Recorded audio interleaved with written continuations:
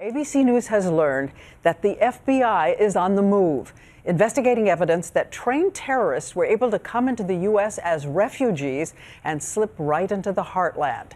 It seems they sneaked in with thousands and thousands of legitimate refugees from Iraq. And there are new images tonight showing why the FBI is so concerned.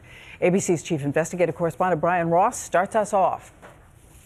This FBI surveillance video was made in Kentucky. It shows an admitted Al-Qaeda terrorist who had already killed American soldiers in Iraq, trying to get weapons to kill more of them.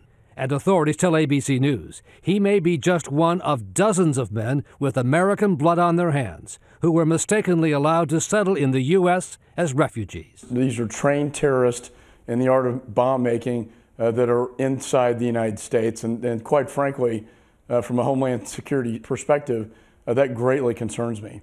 The Kentucky case unfolded in the city of Bowling Green, where two Iraqi Al-Qaeda cell members had moved into quiet neighborhoods, living here and here.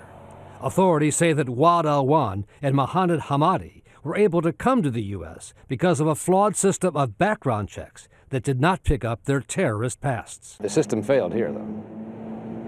If you're asking my opinion, I would say the system failed.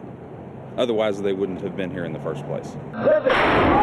In Iraq, the two men were part of an Al-Qaeda group that carried out a relentless series of attacks against U.S. forces with roadside bombs, including one that killed 4 members of the Pennsylvania National Guard in 2005. These two individuals specifically are innately evil. During the FBI undercover operation, the men said they wanted to carry out new attacks in the U.S. and also kill a U.S. Army captain who had served in Iraq.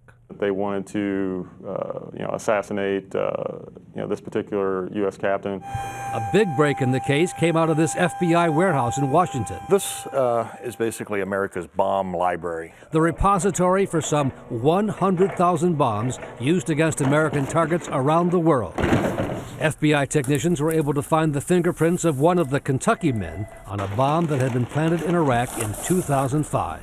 Yeah, you can see right here. And right there. Yep. What was that like when you made the match? It was like finding a needle in a haystack. And now there is an urgent effort here to go through a huge backlog of other bombs, looking for fingerprint matches with other refugees in the U.S. who also may have been able to hide their Al-Qaeda ties. We are currently supporting dozens of current counterterrorism investigations like that. Dozens of cases? Correct. Where you're looking for prints of people who are in this country now? That's correct. The two Kentucky men both pleaded guilty and are now in prison. But the discovery of Al-Qaeda in Kentucky led to a 6-month suspension of the refugee program, which has resettled tens of thousands of legitimate refugees. The Immigration Service says it has now tightened security on background checks, hoping in effect they've closed the barn door in time to keep other terrorists out. But they're on it in a new way, full force. Absolutely 700 agents and technicians assigned to the task. All right, thank you so much, Brian. Want everybody to know you'll have more tonight, a full report on Nightline as well.